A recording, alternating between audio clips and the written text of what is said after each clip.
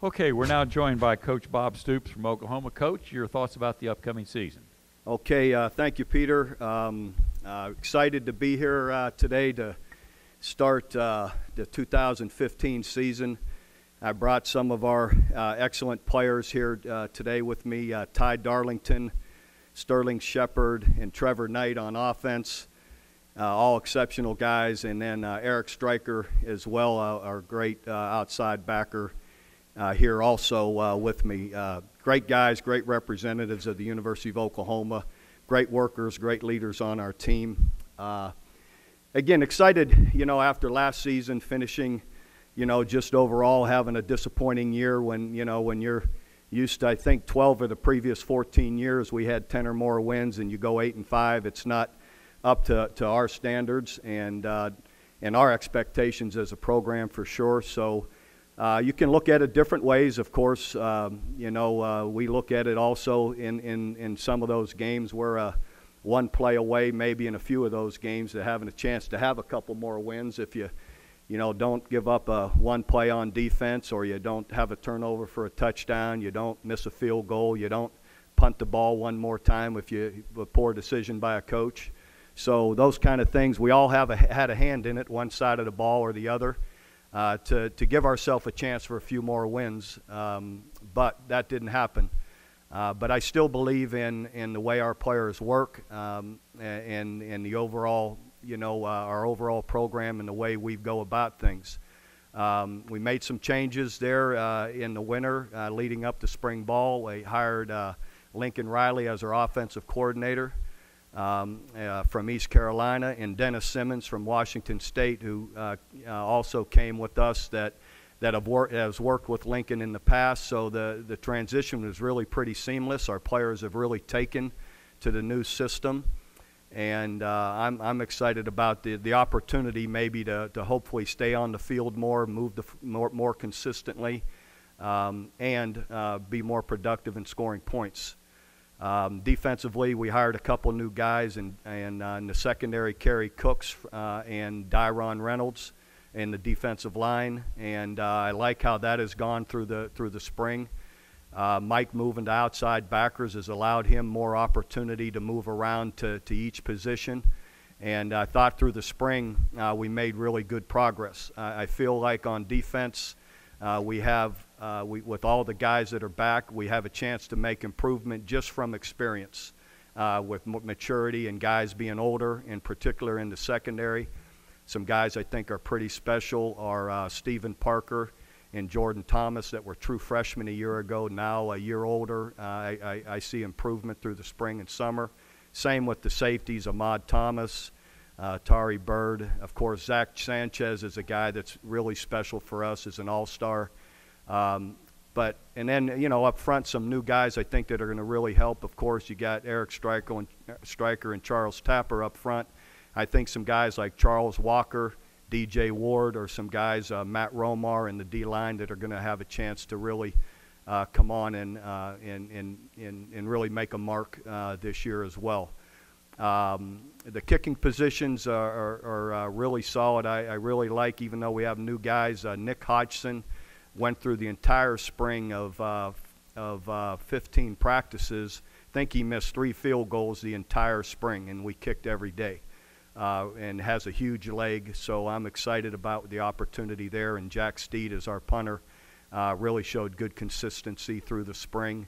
And so I feel good about those guys. The quarterback battle, I know it's popular for everyone to act like a certain guy has already got the job. That couldn't be further from the truth. Trevor Knight, Baker Mayfield are in a tight battle, and Cody Thomas is right on their heels. He really made significant improvement in the spring. He's a big guy with a great arm.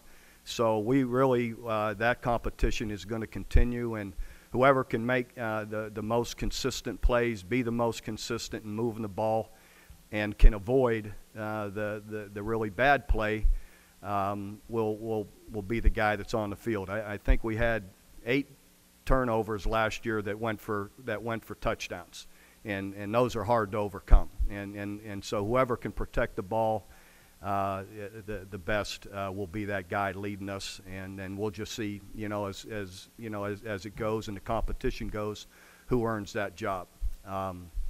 After that, I guess I'll just open it up for questions. Okay, we got a question. I'll try to do a better job of identifying. A little to your right, all the way in the back row. If he got his hands up, can you see him, Coach? John Hoover, the Tulsa World. Bob, the past year or so, you guys have had some off the field issues. Went through a difficult season, which you detailed. You had some tough losses, and as you detailed again, made some personnel changes. Is the program where you want it right now? And if so, can you kind of give us some details as to what gives you optimism? Well, a lot gives me optimism. A 17-year background. We're just a year removed from being into top 10 and winning the Sugar Bowl. So, that doesn't, and then, prior to that, there's been a lot of success and a great track record of success, not only from myself, from our administration, from the way we direct this program. And, I look around the country, we're probably not the only team that's 8-5 or 7-6, and on and on and on. And I look at a track record of 12 of the last 15 years, we've had 10 or more wins. And I don't think anyone else has done that in the country with that kind of consistency. And that doesn't dissipate in a year. Got a question on the second row, or fourth row right here on the right side.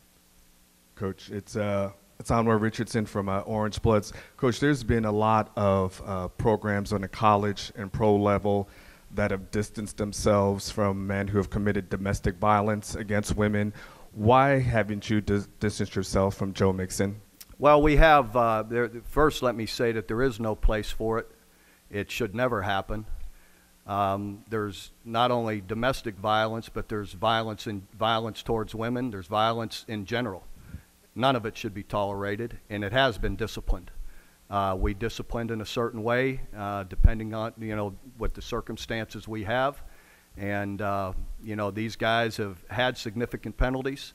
They've had a lot of other, internal measures to meet and to stand, to rise up to.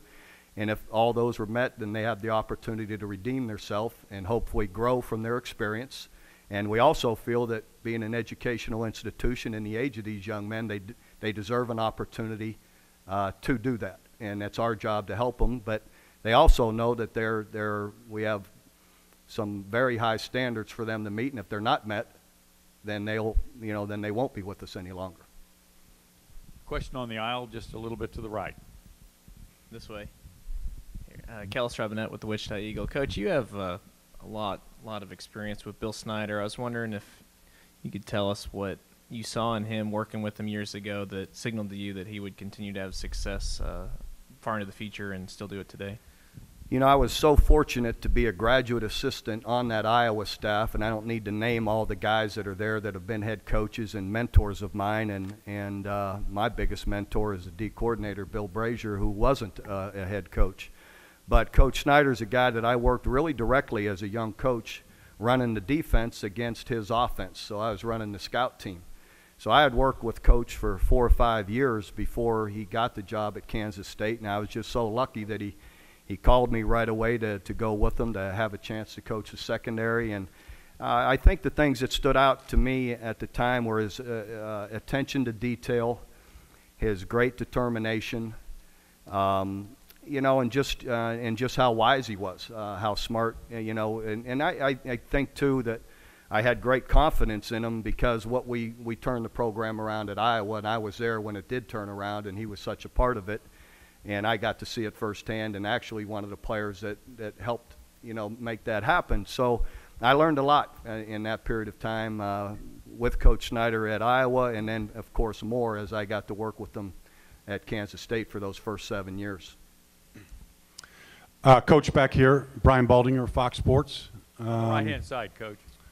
Right here. Right, I just want to go back, Coach, to your decision to bring in Lincoln Riley to run the offense. If my memory serves correctly, Coach, I mean, you had Mike Leach. You sort of started this whole darn trend in the Big 12 way back when. It's almost like you got to play catch-up right now. What have you seen just from the coaching techniques, the style of offense? Is it reminiscent of what you remember with Mike Leach? Is it what you've seen trying to defend this each and Yes. every week? It is.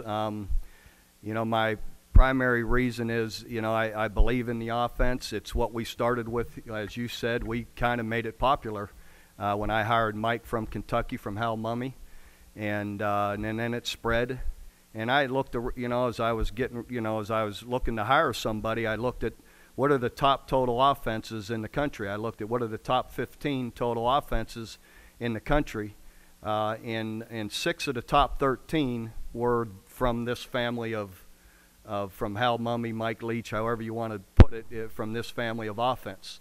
And so I looked back and I thought, well, here we are. I made it popular 17 years ago and have worked it, and then here 17 years later, I'm the only one not doing it.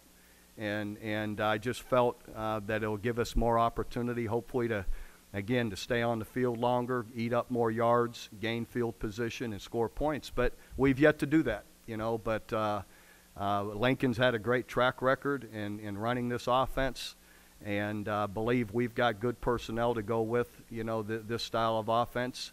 We're very aware of the quality of backs that we have and feel that we'll take advantage of that, and that'll mesh really well with what Lincoln wants to do. Got a question all the way on the far side left, on the front row. Dean Blevins, News 9 Sports, Oklahoma City. Bob, can you give us an update on Baker Mayfield's shoulder fatigue, and if there's a concern with him having shoulder fatigue in the summer, how that would bear out later in the season? And then also, can you compare and contrast the two, Trevor and Baker? Yeah, Baker's shoulder's healing just fine. He just a little bit overworked, and that's where we had to have a talk that no one knows your shoulder but you. You have to monitor how often or how much you're throwing, and he's recovered really well from it. He's back throwing the football now. Of course, we're monitoring how much that is, but he'll be fine once we get into two-a-days. Not expected to have any limitations, nor is Cody. Cody got a little bit sore as well, but they'll be fine. The differences with them, they're subtle. They're both really good athletes. Baker may not be straight out as fast as Trevor, but he's elusive. He's good with moving his hips and getting away from trouble. Both have to continue to improve and be sharp at going through their read progressions and where they want to go with the football. But they have a lot of similarities, really, overall. Baker may have a little more experience, having played in the offense a year longer. But again, Trevor's picked it up, as Cody has, really pretty well. I'm really excited their progress in the spring. Okay, we got a question towards the rear on the right-hand side. Chip Brown with HornsDigest.com, Coach, straight back here. Just talk about the defense and where you think you are defensive tackle, what you like, and where you think maybe you have the most room to grow. Well, again, I think where we'll grow the most is in the secondary, just with more experience in a year behind these guys and a year in the weight room and everything that they're doing. I really like what I saw in the spring and in the summer. In the defensive tackle spots, again, I said a guy earlier, Charles Walker, is a guy that really is a very athletic, strong, 300-pound guy for us that's got excellent speed and quickness. That's really, I think, starting to turn the corner. Along with Charles Tapper, and then inside you got Matt Romar as a guy that I think has really come on as well. So those are just a few of the guys I think can really make a difference. On the left-hand side, about halfway back. Joe Bettner, Oklahoma Daily. Coach, from that first year with Samaje Perine, the year he had, what's his how he's matured and his progress, I guess, going into this second year with him, and what improvements he's made, and also if you could talk about the offensive line, you fill in some big holes with 3 NFL draft picks, and could you just talk about that?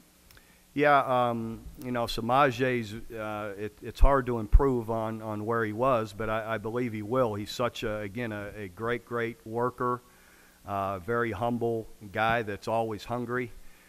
He's really trimmed up a little bit. He probably lost 5 pounds, but he's faster and still has the same, strength and maybe more strength, another year in the weight room. So I believe he'll just continue to improve.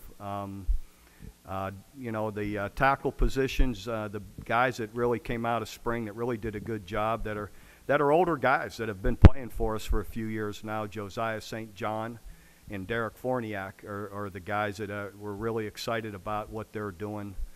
The way they progressed in the weight room, but also the way they played in the spring. And again, they're guys that have played now, for a few years, and they're now time for them to step up and play consistently. Coach, over here on the far right-hand side on the front row, there's a microphone right behind you. Asking another question about Samaj. Gosh, do you see yourselves with somebody that talented and others running the ball a lot more than other teams and running more than you're used to?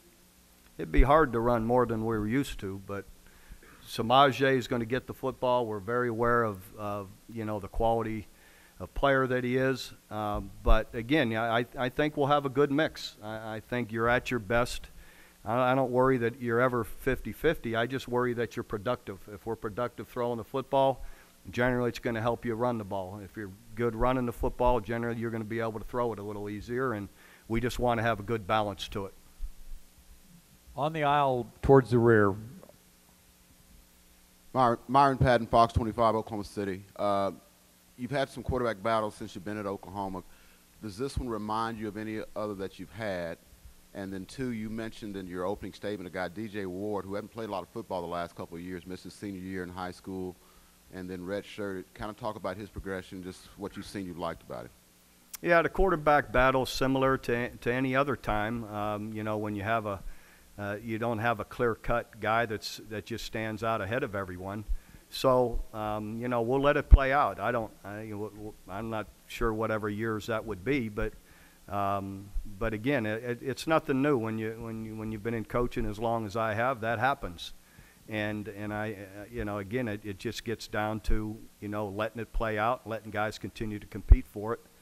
DJ Ward is a guy that continues to gain strength in the weight room, and he's got great quickness. And again, just a guy that I saw in the spring really make good improvement. So hopefully that'll continue. Final question all the way in the rear left corner. Coach, since you've been at Oklahoma, Eric G. 1077, the franchise, you've had a lot of luck getting guys into the NFL draft. But what obligation, if any, do college coaches have to get their guys ready to go into the league? I'm not sure you keep going with your question. I'm not what obligation do we have? As far as getting guys ready for the NFL, which is obviously a big recruiting boost for a lot of schools, do you feel like it's your job to get them ready to go to the National Football League, or is it just to win college football games? Well, I think it's our job, if we're winning games and the better players you have and developing them, the better team you're going to have.